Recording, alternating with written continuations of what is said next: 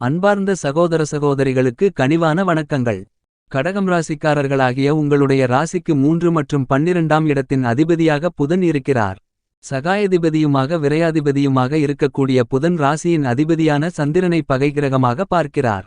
கடகம் ராசிக்கு அவ்வளவு சகாயமானவர் புதன் இல்லை என்றாலும் கூட அறிவுகாரகரான புதன் நீச்சம் பெற்று சஞ்சரித்ததால் பல சிரமங்கள் ஏற்பட்டிருந்தது. தற்போது 2024 மே மாதம் 7ஆம் தேதி முதல் புதன் நீச்சம் நிவர்த்தி பெறுகிறார்.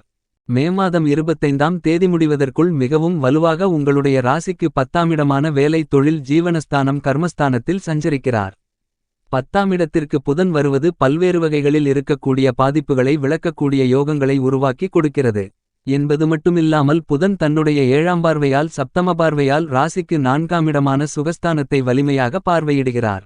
எனவே பல அதிரடியான நன்மைகள் கண்டிப்பாக கிடைப்பதற்கான யோகங்கள் கடகம் ராசிக்காரர்களாகிய உங்களுக்கு உருவாகியுள்ளது.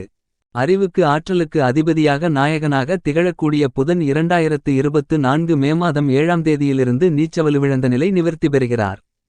மே மாதம் 25ஆம் தேதி வரை பலமாக மேஷமனையில் சஞ்சரிக்கிறார்.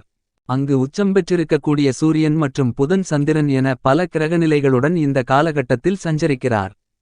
அதிலும் குறிப்பாக நீச்சநிலை நிவர்த்தி பெற்று வித்தைக்காரகன் கல்விகாரகன் என்று கருதக்கூடிய புதன் பலம் பெறுவது நல்ல வரவேற்கத்தக்க ஒரு இருப்பாக கருதப்படுகிறது.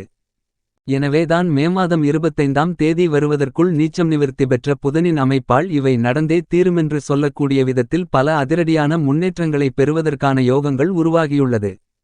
ஏனெனில் காலச்சக்கரத்தில் நட்பை கொண்டாடக்கூடியவராகவும் அறிவுக்கு வித்தைக்கு அதிபதியாகவும் இருப்பவர் புதன்.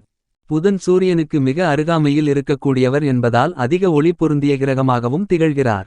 அவர் கொடுக்கக்கூடிய அறிவு ஆற்றல் என்பது எதிரிகளை எளிதாக தூக்கிப் போட்டு பந்தாக்கூடிய அளவிற்கு விவேகங்கள் நிறைந்தவைகளாக இருக்கின்றது.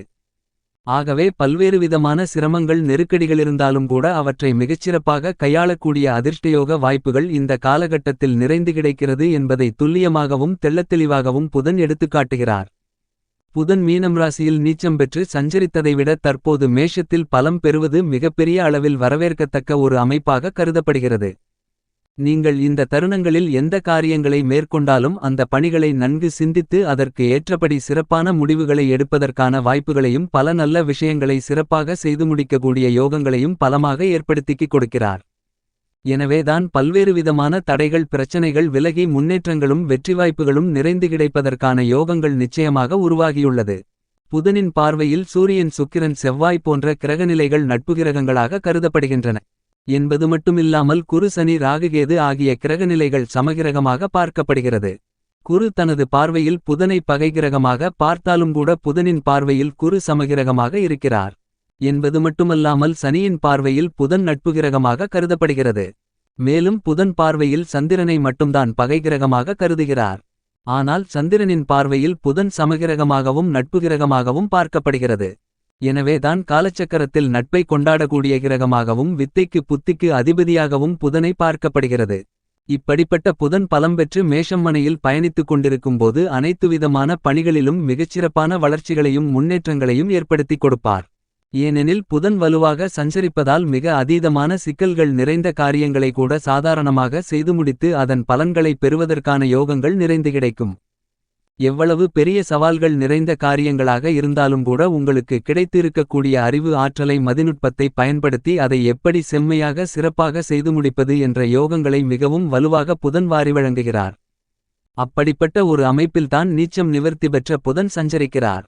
இந்த காலகட்டத்தில் மே மாதம் 7ஆம் தேதி முதல் 25ஆம் தேதி வரை பலம் பெற்று மிகவும் வலிமையாக புதன் சஞ்சரிப்பதால் அதீதமான நன்மைகள் கண்டிப்பாக கிடைக்கிறது என்பது மட்டுமில்லாமல் புதன் கெட்டால் புத்தி கெட்டுவிடும் என்பார்கள்.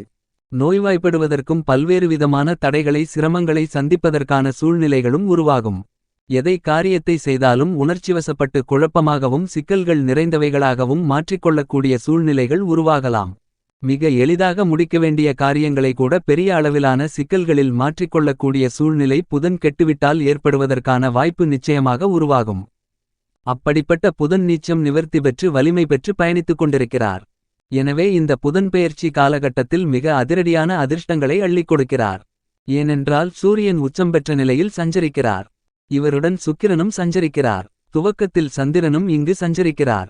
எனவே இவ்வாறான கிரகநிலைகளுடன் இணைந்து சஞ்சரிக்கக்கூடிய இந்த காலகட்டமென்பது பெருமளவிலான நல்லபல அதிர்ஷ்ட முன்னேற்றங்களுக்கு அடித்தளமிடக்கூடிய வகையில் அமைகிறது என்பதை துல்லியமாகவும் தெளிவாகவும் புதன் உறுதி செய்கிறார் என்பது மட்டுமில்லாமல் புதன் அறிவுக்கு மட்டுமில்லாமல் வித்தை கணிதம் ஜோதிடம் மீடியா செய்தித்தாள் பேச்சு திறமை பயந்த சுபாவம் நகைச்சுவை உணர்வு போதிக்கும் ஆற்றல் போன்றவற்றை மிக வலுவாக உங்களுக்கு வாரி வழங்குகிறார். எனவே தான் புதனுடைய அமைப்பு காரணமாக பல அதிரடியான நன்மைகள் நிறைந்து கிடைப்பதற்கான யோகங்கள் ஏற்படுகிறது.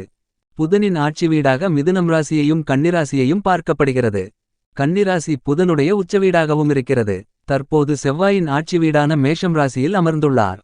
புதனின் பார்வையில் செவ்வாய் நட்பு கிரகமாக இருப்பதால் பல்வேறு விதமான நல்லபல அதிர்ஷ்ட முன்னேற்ற வாய்ப்புகளை நிறைந்து கொடுக்கிறார்.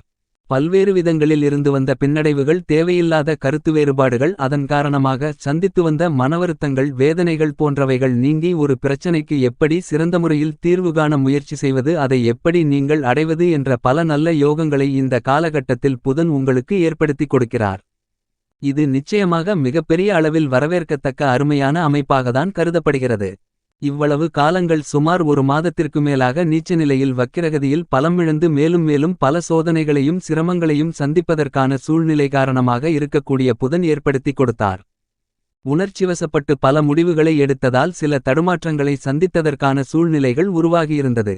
ஆனால் அவைகள் அனைத்திலும் இப்போது மிகச்சிறப்பான மாற்றங்கள் நிறைந்து கிடைக்கிறது என்பதை புத்திகாரகன் அறிவுகாரகன் என்று சொல்லக்கூடிய புதன் நீச்சநிலை நிவர்த்தி பெற்று வலுப்பெற்று சஞ்சரிக்கக்கூடிய இந்த காலகட்டத்தில் பல நன்மைகள் கண்டிப்பாக கிடைப்பதற்கான யோகங்கள் உருவாகியுள்ளது என்பது மட்டுமில்லாமல் புதன் 2 4 5 7 9 மற்றும் 11 ஆகிய இடங்களில் சுபத்துவ பாதையில் சஞ்சரிக்கும்போது மிக அபரிவிதமான வளர்ச்சிகளையும் முன்னேற்றங்களையும் அள்ளிக் கொடுப்பார். ஜென்மத்திலும் அஷ்டமத்திலும் சில தடைகள் சிறு சிறு சிரமங்களை சந்திப்பதற்கான சூழல்களை ஏற்படுத்துவார். இருந்தாலும் தற்போது நீச்சம் நிவர்த்தி பெற்று வலிமை பெறுவதால் பல இடர்களில் அதிரடியான மாற்றங்களை சந்திப்பதற்கான யோகங்களை உருவாக்கிக் கொடுக்கிறார்.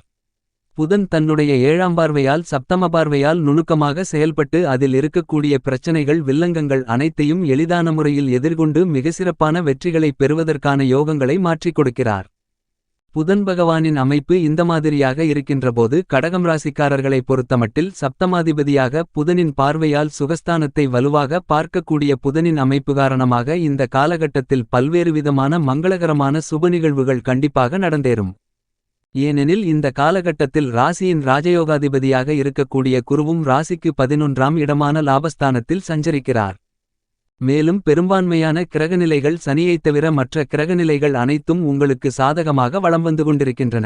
எனவே இந்த காலகட்டத்தில் புதன் வக்ரம் நிவர்த்தி நீச்சம் நிவர்த்தி பெற்று வலிமை பெறுவது கண்டிப்பாக கடகம் ராசிக்காரர்களாகிய உங்களுக்கு தெளிந்த அறிவு ஆற்றலையும் மதிநுட்பத்தையும் அதிகரிக்கக்கூடிய மிகச்சிறந்த காலகட்டமாக கருதப்படுகிறது.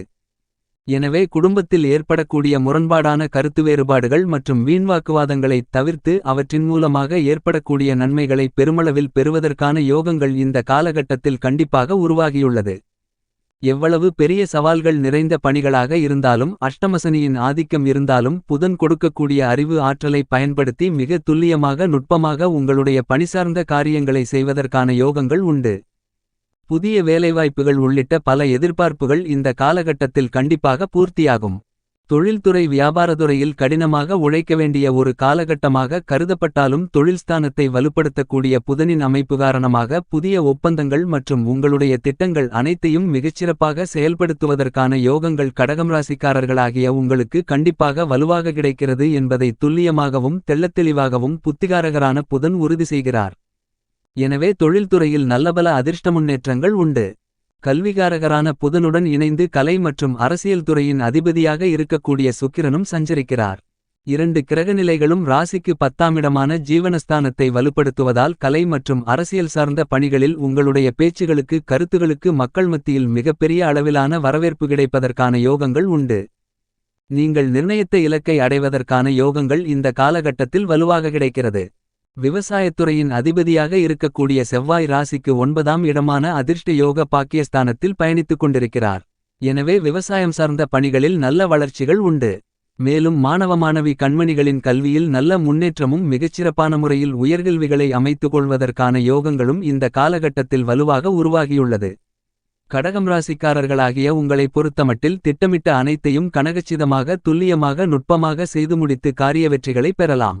மேலும் இந்த தருணத்தை மகிழ்ச்சிகரமாக மாற்றிக்கொள்ள மே 25ஆம் தேதிக்குள் புதன்கிழமை விரதமிருந்து பக்கத்திலிருக்கக்கூடிய பெருமாள் ஆலயத்திற்கு சென்று 2 நெய் தீப விளக்கு போட்டு வழிபாடு செய்யுங்கள். உங்களுடைய வாழ்க்கையில் சந்திக்கக்கூடிய தடைகள் விலகி முன்னேற்றங்களும் வெற்றிகளும் நிறைந்து கிடைப்பதற்கான யோகங்கள் நிச்சயமாக உருவாகும் என்பதில் சந்தேகமில்லை.